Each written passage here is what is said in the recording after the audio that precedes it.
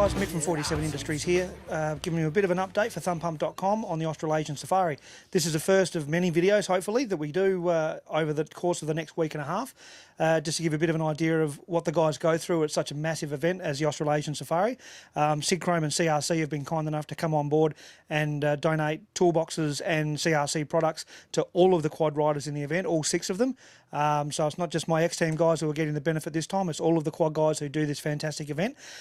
So we'll be going through that and introducing you to all the riders a little bit later on. But this is just an initial video to give you a bit of an idea of what we personally have been up to in the last few days in the lead up to the big race. Now, Bullet and I came over about a month ago to do a field day for Can-Am, and so we brought the race rig all the way over from Adelaide. Actually, we came from Tamworth. It was a bit of a long hike this time, but we left the race rig at Chad McKay's place, at his parents' place. They were kind enough to put us up for a few days. We flew back in, I flew back in a couple of days ago and picked the race rig up, picked Colin Lawson and Adrian Hermson's bikes and all of their spares up from our new best mates at Savage Motorcycles down at Midvale. Nigel and Dan and Warwick and the guys were nice enough to help us out and let us ship all our gear straight over to them. Makes our life a lot easier. Instead of having to ship it all over in the race rig, we can just freight it straight to the dealer. We've done a lot of work since then. We had some damage to the race trailer on the way over here the first time with the cracked rims, so I've replaced all the rims on the race rig. We've had a bubble in a tyre as well, caused by the same thing, which we spent all of today trying to sort out. We've dynoed Colin Lawson's bike today. We'll give you a bit of insight to that a little bit later on as well.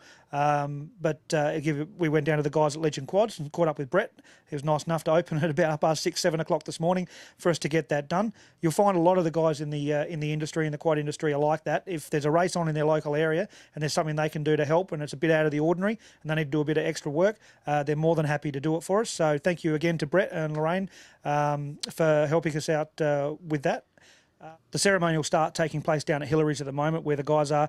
Is a great way for the locals to come along and check out all the machines and speak to all the riders and drivers. So the guys are down there at the moment getting stuck into that.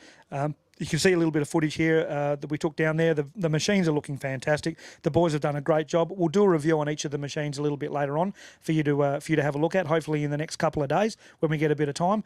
So keep coming back to the blog. You might get a bit more information on their machines as well. Morning. So the idea of this blog on the website is to give you an insight into each rider, into what they're up to each day. So our goal, as long as they don't have too many dramas and they're too flat out, our goal is to do a quick interview with each rider, with all 6 of the riders, at the end of each day, at the end of the stages, give a bit of a rundown on what happened to their bike, what happened in their day, how they're feeling, anything that they'll change for next year, and give you a bit of an insight as to what the event's going like. And not just for the Can-Ams either. We've got a KTM here with Heath Young. We've got 3 Can-Ams with our guys, with Adrian Hermson and Colin Lawson. We've got Neville, another one of the local guys in WA here on an Outlander Limited, which will be interesting to see how he goes. Very nice setup machine. You'll see that a bit later on. We've also got John Maragazitis on his hybrid Yamaha Polaris. And then we've also finally got, obviously, Paul Smith on his Honda. So, and he's prepping himself up hopefully to do Dakar next year with Glenn Hoffman Racing on his Honda.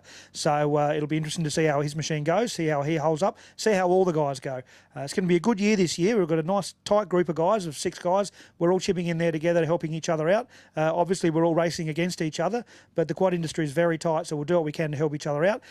Hope you can keep coming along and having a look at all these videos as we go. I'll update them as regularly as we can. We're going inland in Western Australia. I can't promise you I'll have service to be able to upload them all the time, but we'll do our best. So once again, thank you very much to Sig Chrome and CRC for providing the products for us. Thank you very much for Can-Am BRP, making it possible for Bullet myself to come along and help our crew out over here. Craig Rando, one of our X-Team riders here, local rider here, has come along to give us a hand as well, which has been great for at the beginning part of the event. He's not coming on the tour with us, but he's really been helpful in the last few days. That's been great.